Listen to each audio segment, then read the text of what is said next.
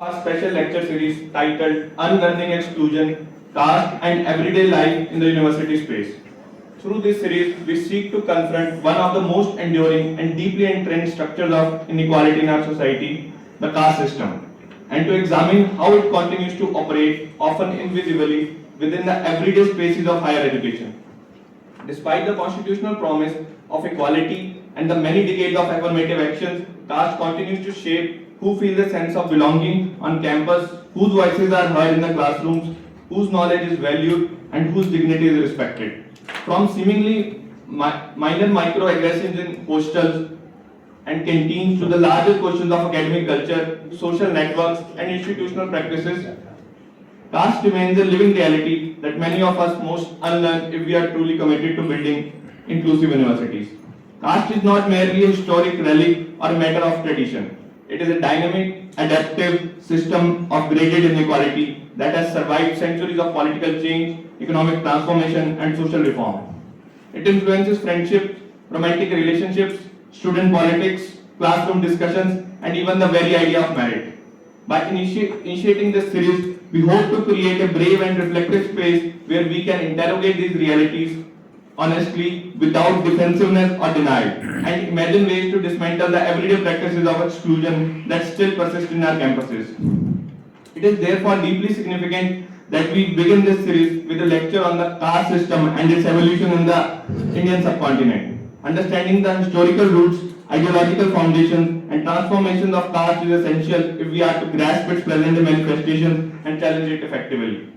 We are deeply honored to have with us today Mr. Namit Arora, who is an independent historian, writer, and public intellectual whose work has contributed significantly to the contemporary discussions on history, culture, and social structures in South Asia.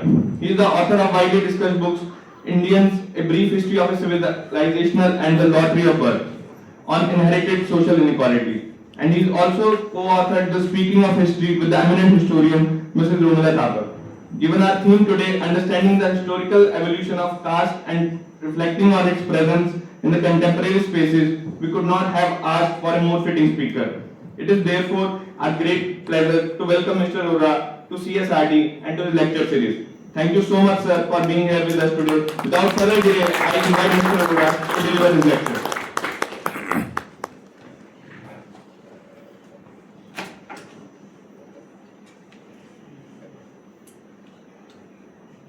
Hello. Can you hear me back there? Well, thank you so much for that kind introduction. I also want to thank Professor Namit Arora for inviting me here. And it's a pleasure and an honor to be here, not the least because I have learned so much from the great academics that have walked these corridors from their books and papers and lectures over the years. So it feels really good to be back here. What I'll talk about today is the caste system and its evolution in the Indian subcontinent. And here is an outline of my talk.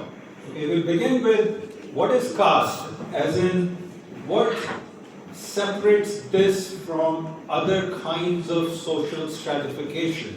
Okay, how do you define it? And then we look at the origins of caste. Where does it come from? And then how does it evolve and grow through the ancient and the medieval period? We'll come to caste in modern times and then we'll do some Q&A. Okay, so what is caste? Well, it is a system of hereditary social stratification. Okay. It has two operational dimensions. Varna, which refers to a larger system of social hierarchy, status hierarchy. It has 4 tiers, as you can see, of course, Brahmins, Kshatriya, Vaishya, Shudras, and each has its own set of rights and duties. And then there is a layer which is outside, which is not part of the Varna hierarchy. These are the people who were once called untouchables, and it included the Adivasis, and these are, the ones in the triangular layer. They are the Savarna. They have a Varna. and the ones outside are the Avarna people. They lack a Varna. Okay, and then the second operational dimension is Jati, which is a smaller subdivision. It's linked more closely to the rites of passage of individual lives, birth, marriage, death, and it's often tied to occupations. And there are thousands of jatis, and each is somehow mapped onto the Varna pyramid. Somewhere they are mapped onto this, to one of the tiers of the Varna system. Now, what are the core defining features of caste? Okay, well, first thing, it is birth-based. You are born a Jat or a Kayast, you have no other way to get in. So it is birth-based. Endogamy is the custom of marrying within your own group, so that's a very central part of this. And then alongside endogamy, you also need hierarchy. Okay, so these endogamous groups have a hierarchical relationship to each other, high and low. Now, I should just point out that endogamy itself is not a rare idea. Okay? There are many tribal groups around the world, in Africa, all parts of Asia. It's just commonplace. The idea that, and including many Adivasi groups who have had endogamy historically. In such groups, people generally married within their larger community. So if you belong to the Santhal or Gond or the Munda communities, you might tend to marry within your own group. But there is a crucial distinction. The endogamy among these tribes was not the rigid endogamy of the caste system. And they had no structured hierarchy. So no idea of some groups being higher and lower than others, or purer or superior by any means. And crucially, marrying outside the tribe did not invite the kind of heavy penalties that are associated with the caste system. So, endogamy is not a necessary but not a sufficient condition. You need strict endogamy and you need hierarchy, and those are the hallmarks of the caste system.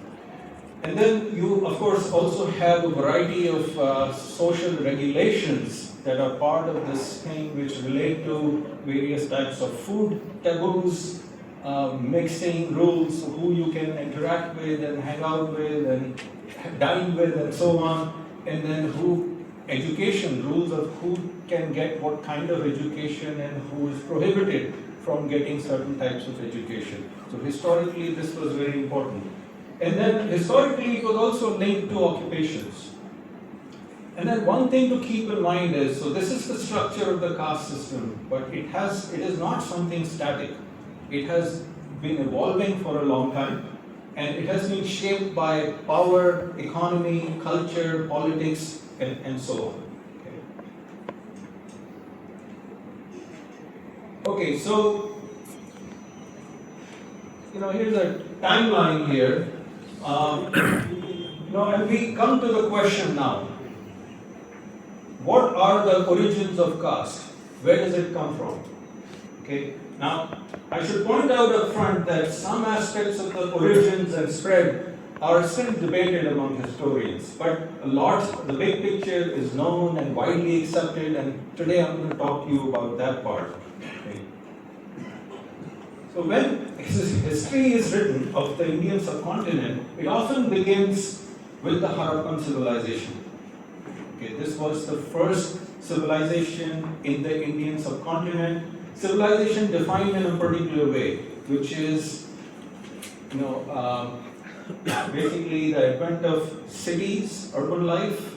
You have social stratification, you have writing, you have specialized occupations, you have long distance trade. So there are many of such criteria by which you assess and call something a civilization. So, we might begin there and ask, did the Harappans have caste? Okay, because this was the period 2600 to 1900 BCE was their mature period. Okay, so, well, the short answer is there is no evidence of caste-like forms among the Harappans. So, current archaeology and genetics consider it unlikely that the Harappans had anything like a proto-caste system. Their urban life seems relatively egalitarian, in fact, as in the distribution of public goods like wealth, size of the housing. Burial goods are very similar, plus minus a little bit. They had no palaces, priests, or temples. It's really a very interesting civilization. And then, this declines somewhere around 1900 BCE. Okay, the cities come to an end, people move out to southern India and eastern India and so on. And then, sometime after that, in the centuries leading up to 1500 BCE, so that's 3,500 years ago, we have Indo-Aryans coming into India from Central Asia. Now, this group has a very different culture from what is there in the subcontinent. We'll see more about that shortly. So we might as well ask now, did they bring caste with them? And the short answer again here is no. They did have a three-tier social hierarchy, priests, warriors, and commoners, but they had no endogamy. And this three-tier hierarchy they shared with a whole lot of other Indo-European peoples scattered around Asia and Europe. And this is just a common thing their ancestors, the Indo-European people, had. But there is no evidence of endogamy at that time, so clearly they had no caste system. But the question is, can we say which cultural substrate, the Indo-Aryan or the Harappan, drove the creation of the caste system later? A strong clue comes from the fact that Indo-Aryan genes register far more strongly in upper caste people today. Then, further, DNA evidence has shown that strict endogamy first appeared and became the norm among upper castes and Indo-European speakers. Indeed, it's now pretty clear that the creation of the caste system was driven by people most closely associated with Indo-Aryan culture, even though this happened centuries after the arrival of the Indo-Aryans in the subcontinent. So, the Indo-Aryans are central to the story of caste, and I think we should try and have a look at. I'll play for you an episode of a web series I did a couple of years ago called Indians, A Brief History of a Civilization. This is the second episode which focuses on the coming of the Indo-Aryans to India. And I hope it will give you a pretty good view of what happens to the social landscape and the great churn that happens after their coming. And by the time they leave, which would be the Vedic age. So the Aryans come, and then that really begins the start of what we call the Vedic age. And so I hope this video is focused on this period. Okay, so let me just switch here to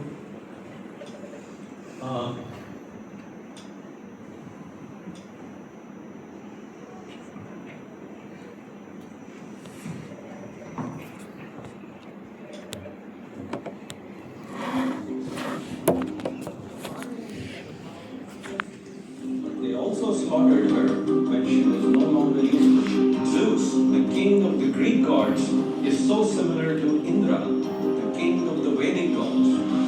Indo-Aryans brought with them a far more subordinate idea of women.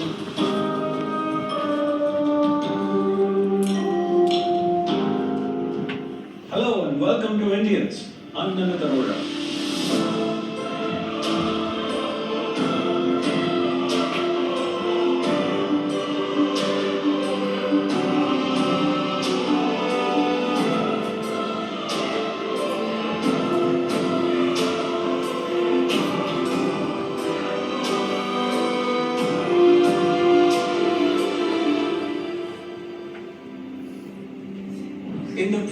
episode, we looked at the rise and fall of the Harappan civilization in the northwest of the Indian subcontinent. Its decline was most likely caused by regional climate change.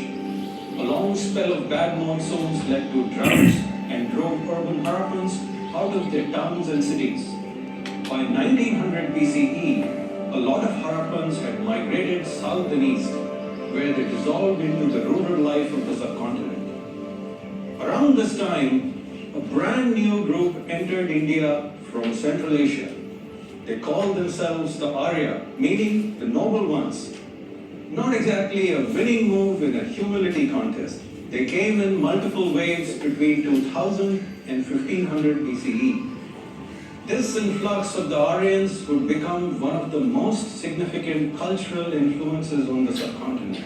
Their arrival marked the rise of what historians call the Vedic Age, lasting until about 500 BCE, and that's the period we'll look at in this episode. These Aryans or Indo-Aryans were mainly nomadic herders, and their culture was profoundly different from that of the Harappans and their descendants, who were settled farmers. The Aryans rode horses and horse-drawn chariots. The Harappans never used horses. The Aryans had a three-tiered social stratification between priests, warriors, and commoners, whereas no such division is known among the Harappans. The religious cosmology of the Aryans had mostly male gods, such as Indra, Varuna, Surya, Mitra, Agni, Vayu, Rudra. They had a few female ones too, such as Usha and Saraswati, but their presence is quite insignificant compared to the presence of women in the artifacts of the subcontinent, as we saw in the previous episode. The Aryans spoke an early form of Sanskrit called Vedic Sanskrit. Their oral tradition included early forms of the verses of the Rig Veda. A priestly class of Brahmins performed fire rituals and oral chants. They memorized and passed down their magical words and sounds with great precision. The Aryans sacrificed animals to their gods, including cattle, goats, and horses. The Ashwamedh Yagya, a ritual performed by ambitious kings, usually ended with a horse sacrifice. Like other nomadic herders, the Aryans killed and ate male calves as well as older cows that no longer gave milk. As Swami Vivekananda wrote, there was a time in this very India when without eating beef, no Brahmin could remain a Brahmin. But the milk-giving cow also had an elevated and protective status compared to other animals. In other words, the Aryans saw the cow as special, but they also slaughtered her when she was no longer useful. Her special status came from their Central Asian ancestors. Interestingly, the Aryans met the domesticated water buffalo in India, but denied her the same high status, despite being no less useful. Poor buffalo. As part of their rituals, the Aryans also had some fun. They drank an intoxicant called soma. The gods, especially Indra and Agni, are also described as drinking soma in large quantities. The psychedelic highs of soma were surely quite enjoyable, but for the most part, Vedic religion was ritualistic and sacrificial. It did not yet have ideas like the cycle of samsara, maya, karma, or moksha. From this Vedic religious substrate and the social hierarchy of the Vedic Aryans would later emerge Brahmanism and the fourfold Varna system.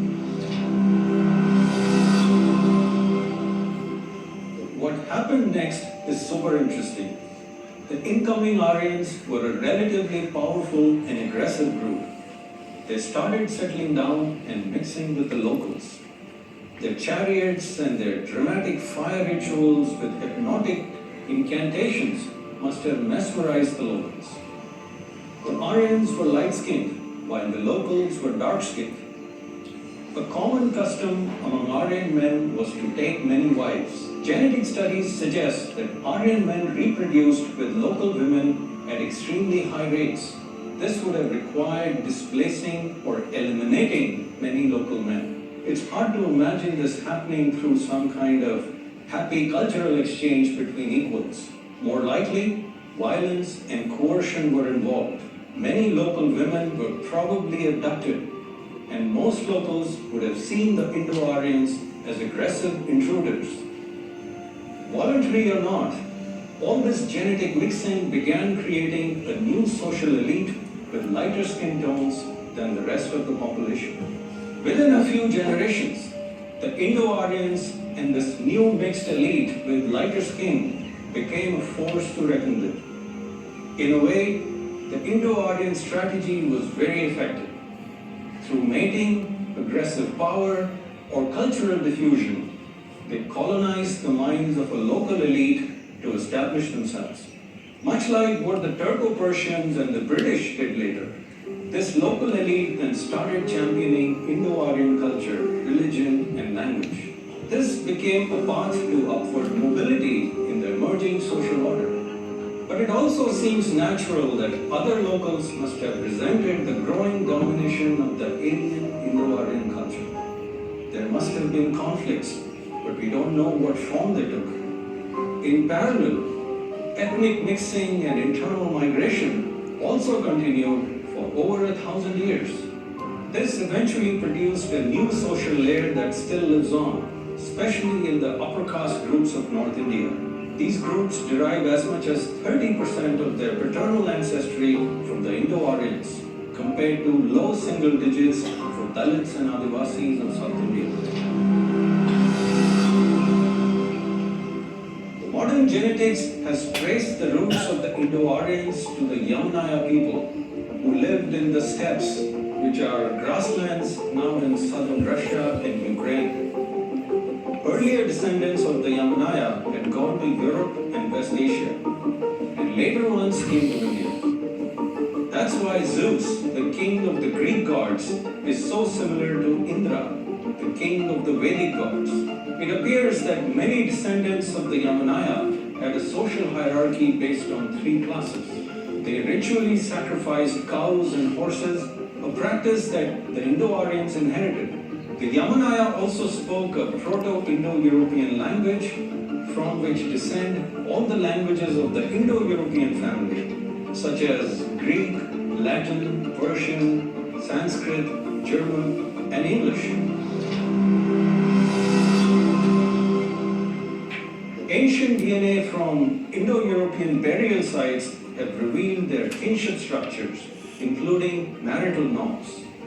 They confirm that Yamanaya lineages were very patriarchal. Take the Indo-Aryans. As I noted earlier, some of their men were super successful in passing on their genes in North India, very likely through violence. They kept women in secondary roles and out of ceremonial rituals. It's true that a few women, mostly wives or daughters of prominent sages, do appear in the Vedas. Gargi and Maitreyi come to mind, but they were the exceptions. Several Yamanaya lineages, including the Indo-Aryans, are known to have valued sati. This gory ritual of burning widows on the funeral pyres of their dead husbands appeared not just in India, but in many parts of the world, notably Europe. The father of Alexander the Great had a Thracian wife who, as part of a custom of her people, was burned on her husband's funeral pyre. The first known mentions of sati in India were also from the same time frame, 4th century BCE. It's just that other regions got rid of the practice of sati long before Indians did. So it's fair to say that the Indo-Aryans brought with them a far more subordinate idea of women than what had prevailed in the subcontinent. The mixing of Indo-Aryans with local women had other outcomes too. One was that Vedic Sanskrit, spoken by Aryan men, began absorbing loanwords from the languages of their local wives. It also absorbed a specific set of sounds called retroflex, such as t, th, d, dh, r. You hear them in words like teek, danda, dhona, bada. These sounds are produced when the tip of your tongue curls upwards to touch the palate. These retroflex sounds are unique to the languages of the subcontinent, and they soon also entered Sanskrit.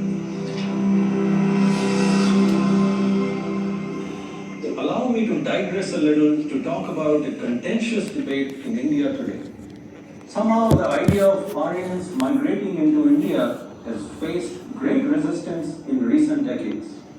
Almost all of it comes from Hindu nationalists, and it's not hard to understand why. They want to see the Aryans as indigenous to India because they want to see Vedic Hinduism as indigenous to Indian society.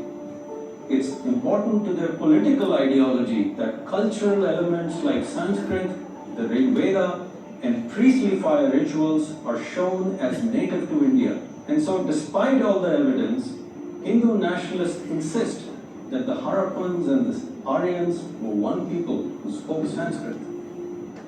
They even see Sanskrit as the mother of all Indo-European languages. They favor the so-called out-of-India theory, in which the Aryans originated in India and went out from here to give Indo-European languages to the world. These nationalists see the roots of Hindu religion as entirely native, contrasting it with the outsider roots of Islam and Christianity. In their mind, this bolsters their claim of India being a Hindu nation. Fortunately, the science of ancient DNA has now firmly resolved this so-called debate about the origin of the Indo-Aryans. Scholars in the field, based on evidence from linguistics and archaeology, have long supported the Aryan migration theory. Now the study of ancient DNA has revealed our genetic lineages and migration patterns going back thousands of years. And today, there is little scholarly disagreement about this. Aryan migration is a fact, not an opinion. What this also means is that to the extent the Rig Veda, Sanskrit, and priestly fire rituals are seen as the foundations of Hinduism, to that extent, Hinduism too is an outsider religion, arriving with the Aryans from Central Asia. Here is a side note. It's important to realize that the Aryan migration theory is different from the earlier model proposed by the British, the Aryan invasion theory, which was abandoned by scholars many decades ago. The Aryans, it's now clear, came into India over the course of many centuries, and their incoming population was dominated by men. They came with their animal herds and settled across North India. Scholars do not see the patterns of a statist military invasion in it. In other words, the Aryans are best classified as migrants, not invaders, though they surely had many conflicts with the locals, and some locals may have experienced them as invaders. One thing we can be absolutely sure of: never in their wildest dreams could these Aryans have imagined that 3,500 years later, people would be excitedly discussing them and fighting a culture war over their legacy.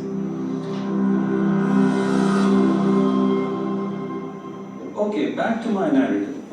We were talking about a great deal of genetic and cultural mixing between Indo-Aryans and local groups. There was much internal migration. From this churning and mingling came new hybrid cultures. This is also the start of the Iron Age in India. Between 1500 and 1100 BCE, larger political units led by warlike chieftains began coming up, mostly in the fertile Ganga plains. War between these Aryanized tribes, such as the Bharatas and Purus, became a regular feature in the region. These Bharatas would later inspire the geographic terms Bharat and Bharatvarsh. From this substrate and its social conflicts came the early stories of the Mahabharata around 1000 BCE. The earliest bards who told the Mahabharata story may have been charioteers who served as drivers, confidants, and bodyguards to the warriors. While on military campaigns, they recited stories around campfires. No wonder God was a charioteer in the epic. Even Karna was raised by a charioteer.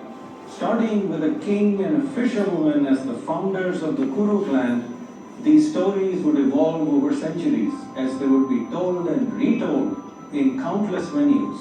Each new generation of oral storytellers would add new and exciting masala into it.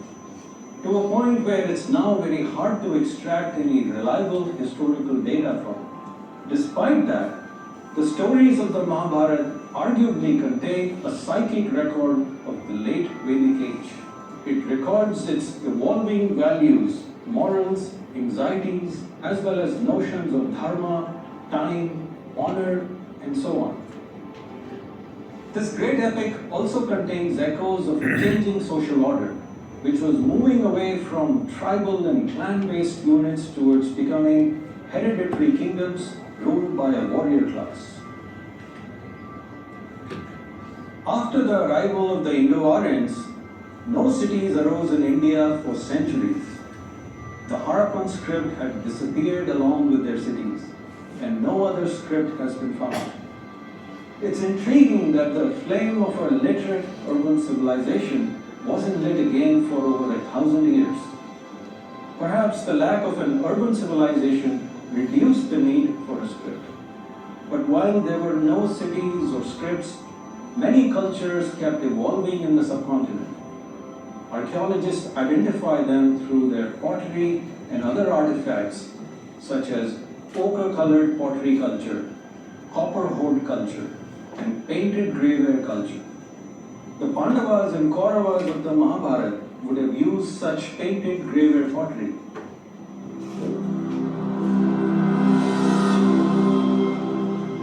In the late Vedic age, from 1100 to 500 BCE, a large part of North India was called Aryavart, the land of the Aryans, in which Indo-Aryan culture and languages had become dominant. Brahmanism had become the religion of the social elites, but it still reached only a minority of people. In this social set, and spilling beyond it, the four Varna categories as well as ritual purity and pollution had become common concepts. But there is no evidence yet of a caste system which is about a hierarchy of endogamous groups. Endogamy means marrying within one's own social group. The caste system emerged later when Aryanized notions of purity and pollution got mapped onto occupations and produced both endogamy and hierarchy. Beyond Aryavart, on all sides, lived the barbarians, or Melech. This term included foreigners to the north as well as people south of the Vindhyas and forest peoples who had very different customs and languages. In popular stories, such people were often imagined as subhuman creatures, grotesque rakshasas, fierce-looking demons, or talking monkeys.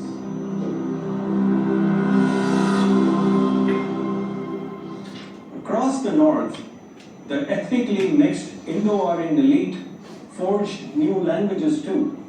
We call them Middle Indo-Aryan languages, or Prakrits. Examples include Magadhi, Maharashtri, Shauraseni, Pali, Gandhari. In their grammar and vocabulary, these Prakrits were close to Vedic Sanskrit, except that they had the accents, loanwords, and idioms of vernacular languages. In a way, Indian English is also a Prakrit, created by upper-class Indian speakers of British English. Same process. By the late Vedic age, Prakrits were increasingly spoken by the middle and upper classes of the day, while the poor and rural folk continued with their old vernacular languages. Over time, the Prakrits and Indo-Aryan culture gained in the north. By the medieval period, this process would practically wipe out all vernacular languages of North India, replacing them with various Indo-Aryan languages. Interestingly, we now call these Indo-Aryan languages vernacular in relation to English. Meanwhile, in the south, Dravidian languages and post-Harappan and other folk cultures became prominent. Something of this cultural divide still exists in India.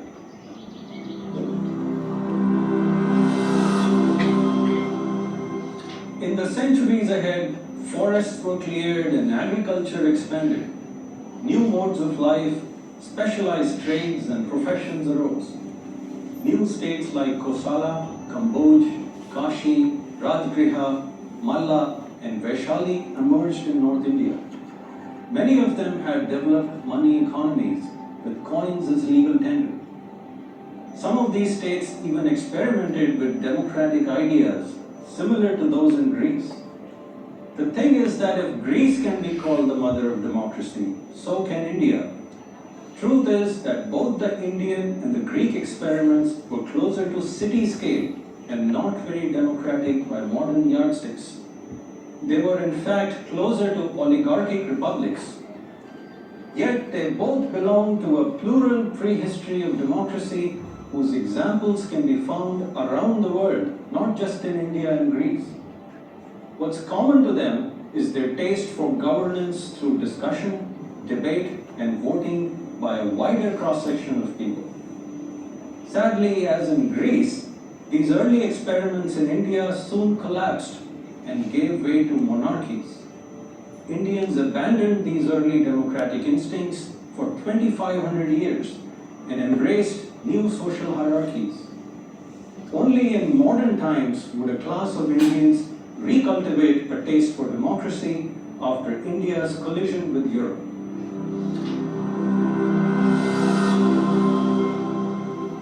By around 500 BCE, fertile river valleys supported urban centers quite different from those of the urban Harappans. These had been shaped by new hybrid cultures created by the mixing of Indo-Aryans, Harappans, and other ethnic groups that had long been in India.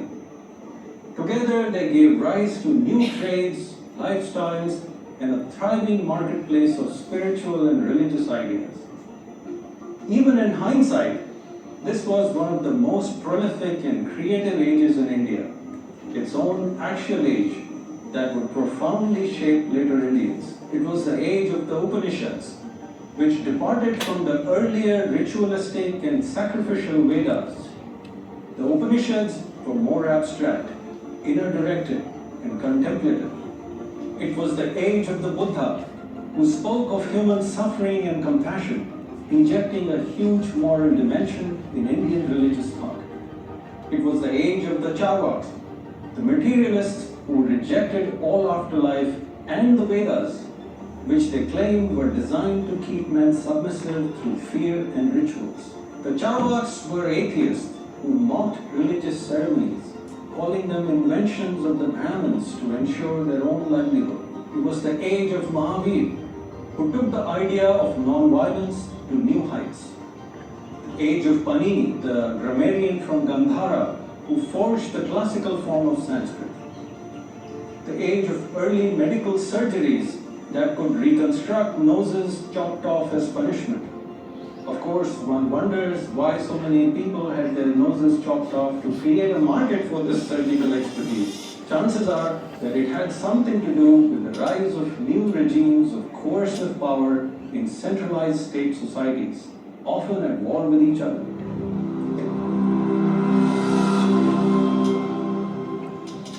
Curiously, all this amazing innovation and thought and deed somehow happened without a written script, or at least the script that we know of. The earliest firm evidence of a script in India, a script called Brahmi, comes from Ashoka's edicts of 3rd century BCE. Some scholars have argued that this script arose earlier and evolved for a couple of centuries but was written on materials that have not survived. Still, it's amazing to think that the entire Vedic corpus was composed and transmitted orally for over 1,000 years. Their shlokas required precise pronunciation for their magic to happen, so the Brahmins invested a great deal in memorizing them precisely. They were passed down orally from gurus to students for over 50 generations. That's an impressive feat of organized memory.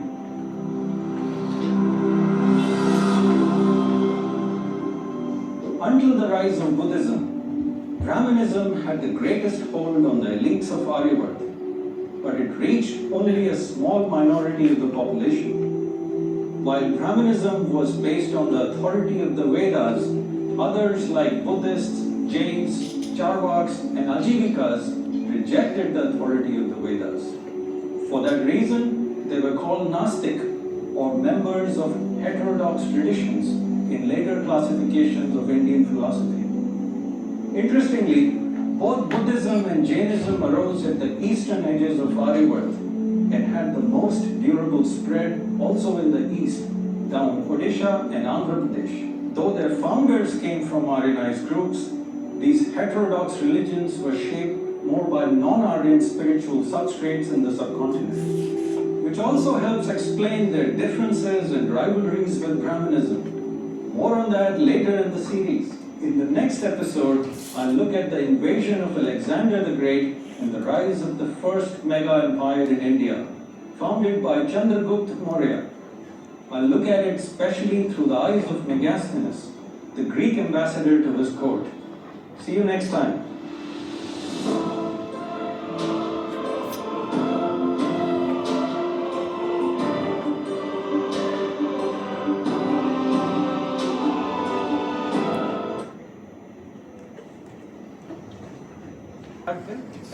Is it on?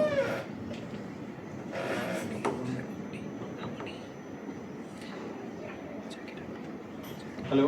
Hello? No, it's not on. Okay. Yeah. Okay, is it on now? No. Bluetooth mode. Okay. Great. Thank you. Well, I hope that was interesting for you in just setting the stage for like this big churn, social churn and transformation leading up to the end of the Vedic period, Vedic age, around 500 BCE. Are there any quick questions about what you just saw? I'll take questions at the end as well, but if there are one or two questions here, I can take it. If not, I can just keep going. Yeah, go ahead. So we saw the exact process, but where is it that there is Vedic era only the caste system became strong, as I remember. So here the lines of caste is not that very strong. If we go through the Aryan migration theory, they are still having the caste at the system of hierarchy that they brought in. So where does these avarnas come in? Great question, and my next slide is exactly going to answer your question. So, yes, you're exactly right. We did not see any evidence of a caste system as we know it. So, until about 500 BCE, the end of the Vedic age, we don't really see that. So, the obvious question, when does caste first emerge in the subcontinent? So, the earliest reference to the four-tier Varna division comes from the Rig Veda itself, and there is a Purusha Sukta, there's a hymn from the Rig Veda that explains the origin of the universe through a primordial sacrifice of the Purusha or universal being. And the different parts of the Purusha's body correspond to different elements of society. So the idea is that from the head and mouth of the Purusha come the Brahmins. From the shoulders and arms come the Kshatriyas. From the thighs come the Vaishyas, and the feet the Shudras. Okay, this is pretty well known.